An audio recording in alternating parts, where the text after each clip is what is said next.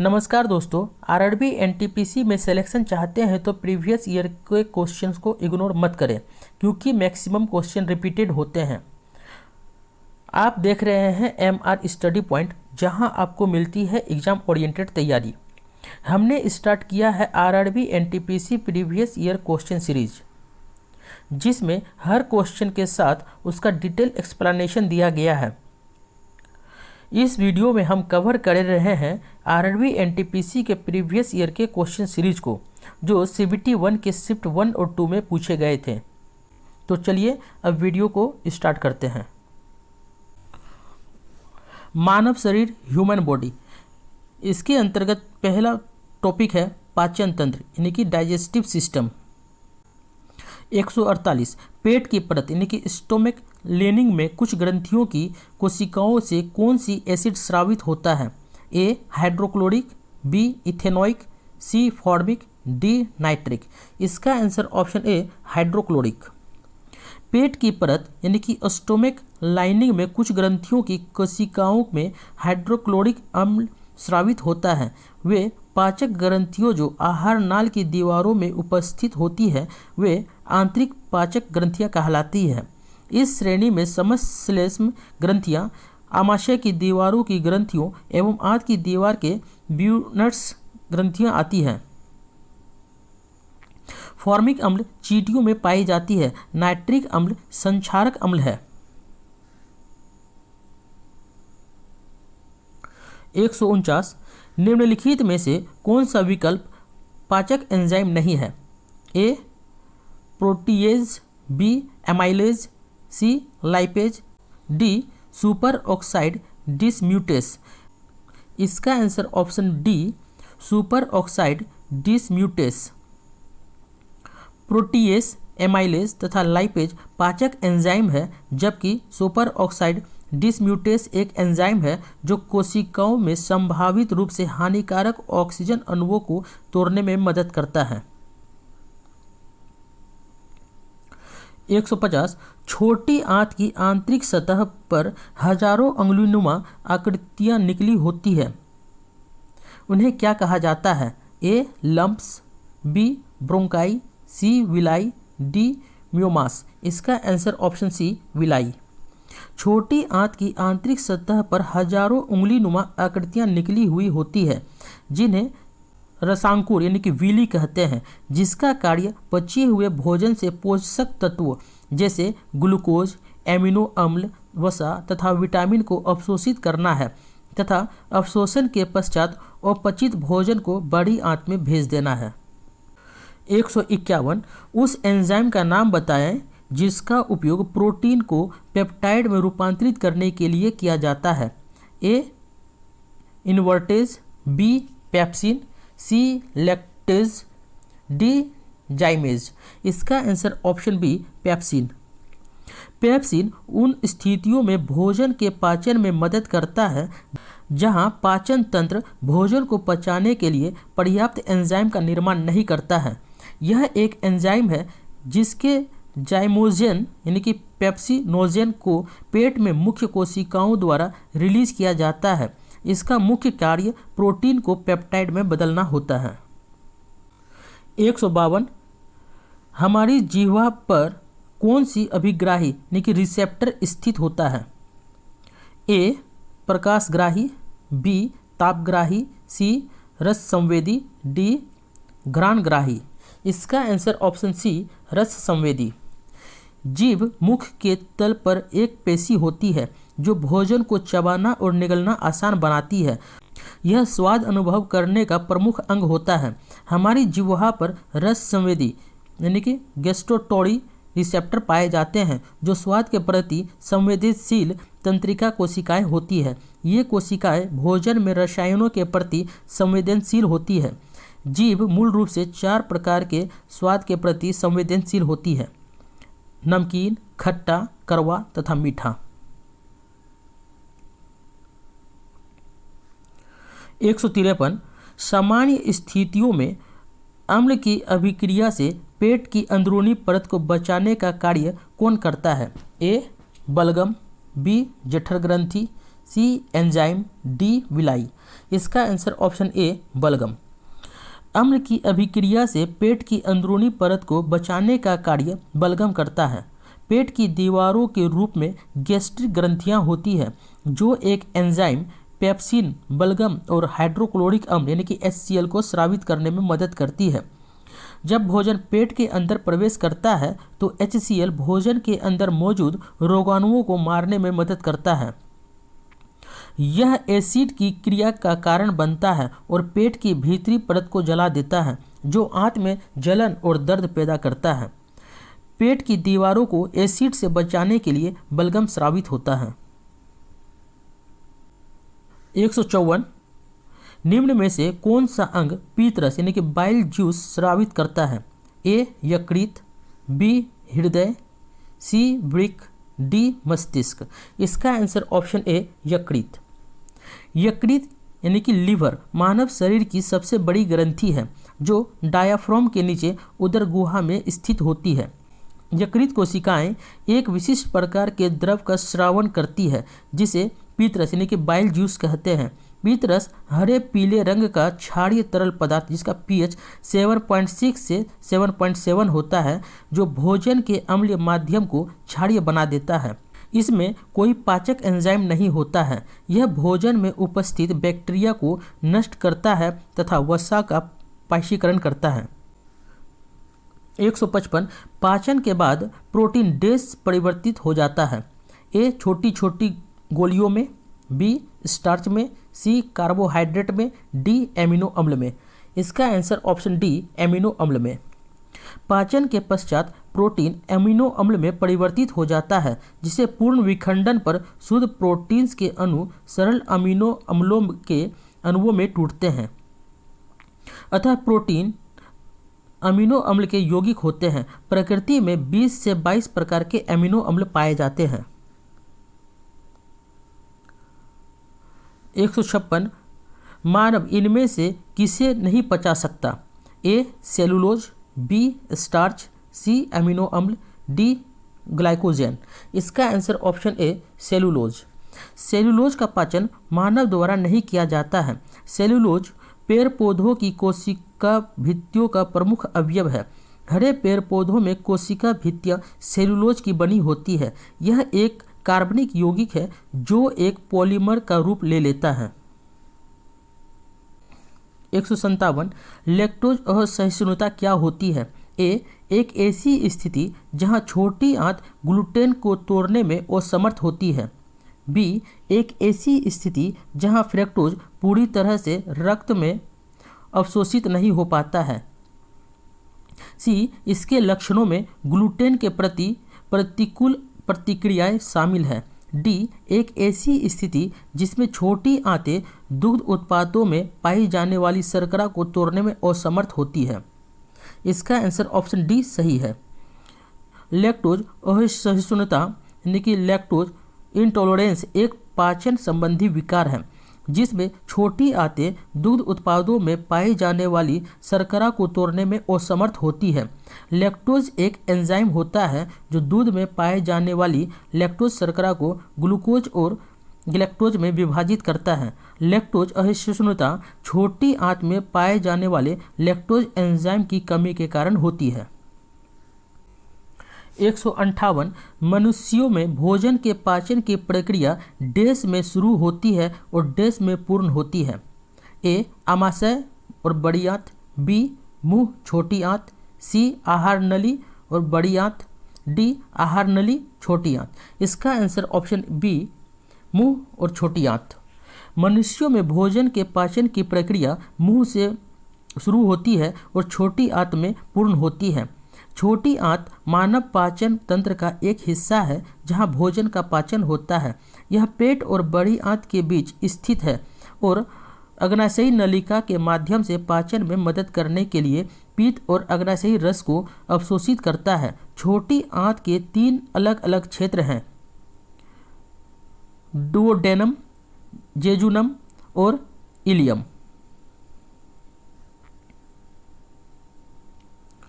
159 खूर वाले जानवरों के आमाशय का सबसे बड़ा हिस्सा कौन सा होता है? ए रूमेन, बी रेटिकुलम, सी अबोमेसम, डी ओमेसम। इसका आंसर ऑप्शन ए रूमेन। खुर वाले जानवरों के आमाशय का सबसे बड़ा हिस्सा रूमेन होता है। रूमेन आमाशय का पहला भाग होता है। इसे प्रथम पेट भी कहते हैं। रोमंथक या जुगाली करने वाले खुरदार स्तनधारी होते हैं जो रूमेन में अपना भोजन नरम करते हैं, फिर जुगाली करके पुनः भोजन को चबाते हैं। 160 निम्नलिखित में से कौन सा मानव की आहार नाल का हिस्सा नहीं है? ए मलाशय, बी ग्रासनली, सी श्वासनली, डी ग्रसनी। इसका आंसर ऑप्शन सी श्वासनली। मनुष्य में 8 से 10 मीटर लंबी आहार नाल होती है जो मुख से लेकर मल द्वार तक फैली होती है। आहार नाल प्रायः 5 भागों में बटा होता है। पहला मुख, दूसरा ग्रसनी, तीसरा ग्रासनली, चौथा आमाशय और पांचवा आंत्र। इसका मुख्य कार्य भोजन या आहार के अवयवों को पचाना तथा शरीर के सभी भागों में पहुंचाना है। भोजन के घटक प्रोटीन, कार्बोहाइड्रेट, वसा, विटामिन, खनिज, लवण तथा जल है। श्वास नलिका सांस लेने में सहायक होती है जो गले को फेफड़ों से जोड़ती है और वायु का आदान प्रदान करती है। 161 निम्नलिखित में से कौन सी ग्रंथि मानव शरीर में पाए जाने वाली सबसे बड़ी ग्रंथि होती है? ए ग्रसिका ग्रंथि, बी स्तन ग्रंथि, सी यकृत, डी श्वेत ग्रंथि। इसका आंसर ऑप्शन सी यकृत। यकृत मानव शरीर की सबसे बड़ी ग्रंथि है। यकृत का वजन लगभग 1.5 से 2 kg होता है। यकृत द्वारा पित्तरस स्रावित होता है जो आंत में उपस्थित एंजाइम की क्रिया को तीव्र करता है। यकृत प्रोटीन की अधिकतम मात्रा को कार्बोहाइड्रेट में परिवर्तित कर देता है। श्वेत ग्रंथि पसीने की ग्रंथि होती है जिससे पसीना स्रावित होता है। स्तन ग्रंथि स्त्रियों के स्तनों में पाया जाता है। 162 हमारे पेट निम्नलिखित में से किस अम्ल का उत्पादन करता है जो पाचन प्रक्रिया में सहायक होता है? ए नाइट्रिक अम्ल, बी परक्लोरिक अम्ल, सी हाइड्रोक्लोरिक अम्ल, डी सल्फ्यूरिक अम्ल। इसका आंसर ऑप्शन सी हाइड्रोक्लोरिक अम्ल। मानव का पाचन तंत्र आहार नाल एवं इससे जुड़ी ग्रंथियों से निर्मित होता है। आहार नाल मुख्यतः मुख गुहा, ग्रसनी, ग्रासनली, आमाशय, छोटी आंत एवं बड़ी आंत की संयुक्त संरचना होती है, जबकि यकृत और अग्नाशय आहार नाल से जुड़ी पाचन ग्रंथियां होती है। मनुष्य के पेट में हाइड्रोक्लोरिक अम्ल उत्सर्जित होता है। आमाशय की ऑक्सीटिक कोशिकाएं हाइड्रोक्लोरिक अम्ल का स्राव करती है जो टाइलिन की क्रिया को रोकता है और भोजन को अम्लीय बनाता है। यह हानिकारक जीवाणुओं को नष्ट करता है और भोजन को सड़ने से बचाता है। हाइड्रोक्लोरिक अम्ल निष्क्रिय पेप्सिनोजेन की सक्रिय पेप्सिन नामक एंजाइम में परिवर्तित कर देता है।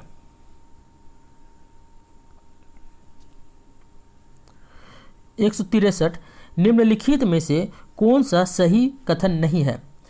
ए यकृत और अग्नाशय का स्राव आमाशय में होता है, बी गैस्ट्रिक ग्रंथियां आमाशय में हाइड्रोक्लोरिक अम्ल और पेप्सिन एंजाइम और श्लेष्मा मुक्त करती है, सी श्लेष्मा यानी कि म्यूसस आमाशय की अंदरूनी परत को अम्ल से बचाता है, डी हाइड्रोक्लोरिक अम्ल पेप्सिन एंजाइम की क्रिया को आसान बनाने के लिए एक अम्लीय माध्यम का निर्माण करता है। इसका आंसर ऑप्शन ए गलत है। यकृत और अग्नाशय का स्राव आमाशय में जाता है। यकृत और कोशिकाओं से पीत रस का स्राव होता है। यह पीत पित्ताशय में सांद्रित एवं जमा होता है। आमाशय की लैंगरहैंस की द्विपिकाओं की बीटा कोशिकाओं से इंसुलिन तथा अल्फा कोशिकाओं से ग्लूकागोन हार्मोन का स्राव होता है।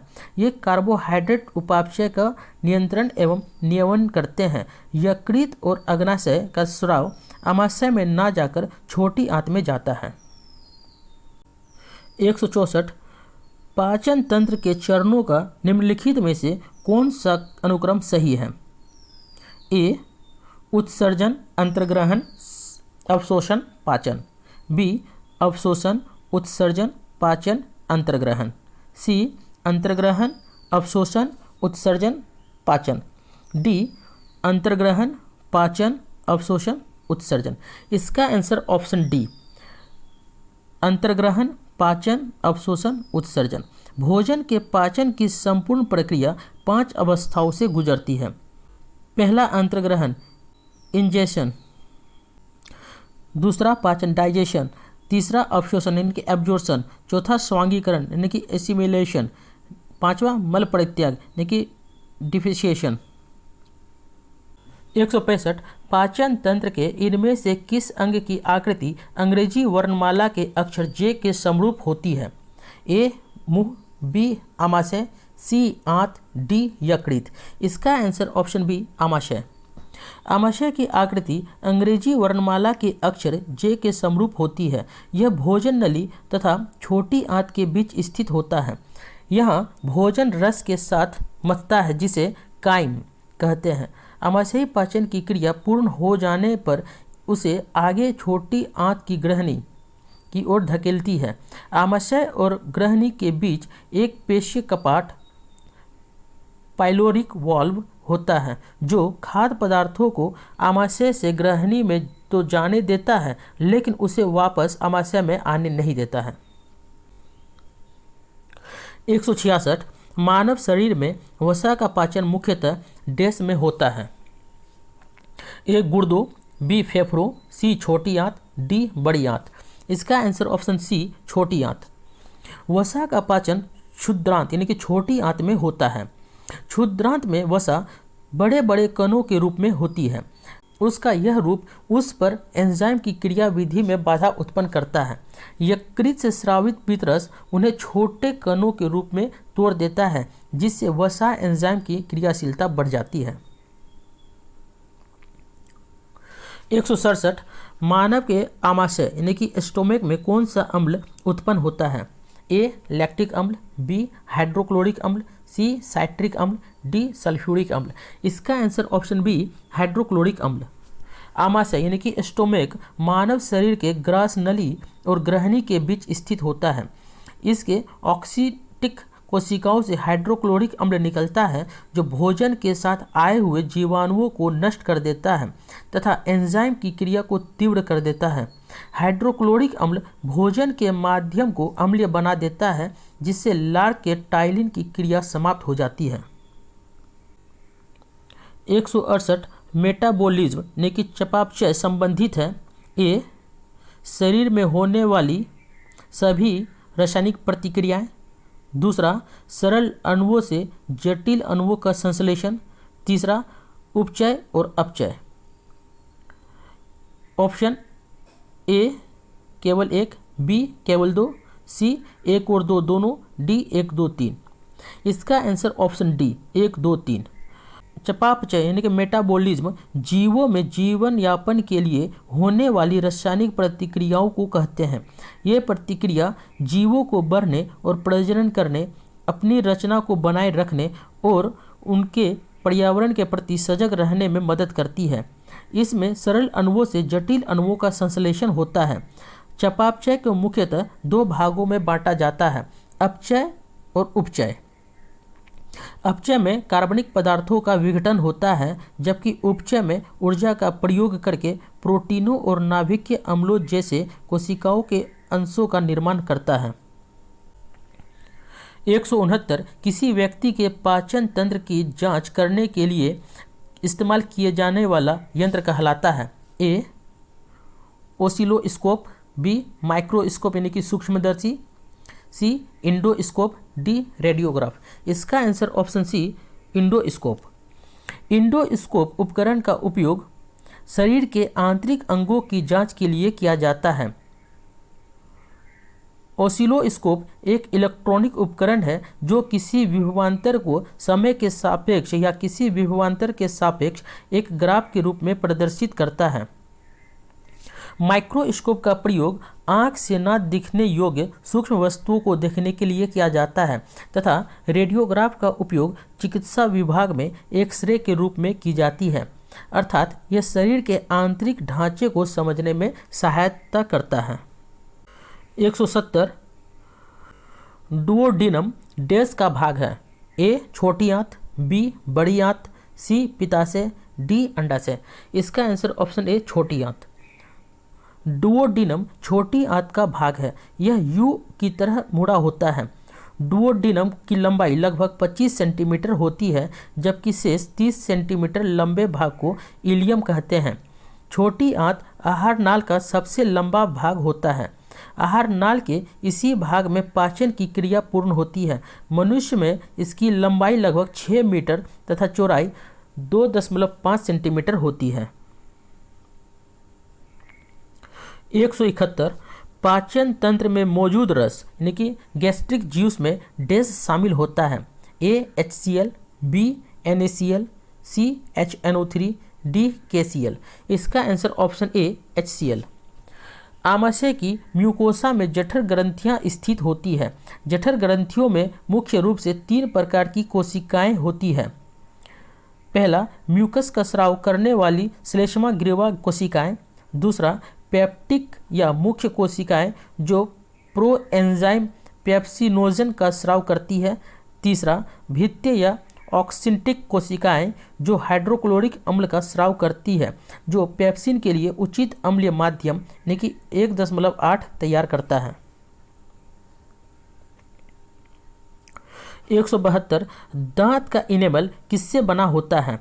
A calcium chloride, B calcium sulphate, C calcium carbonate, D calcium phosphate.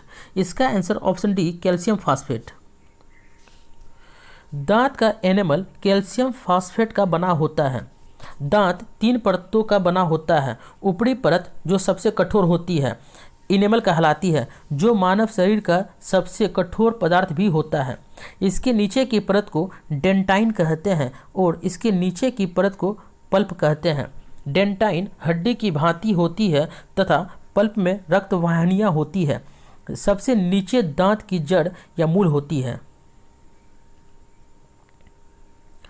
173 भोजन से प्राप्त ऊर्जा को कैसे मापा जाता है? ए कैलोरीज, बी केल्विन, सी फट, डी एम्पियर्स। इसका आंसर ऑप्शन ए कैलोरीज।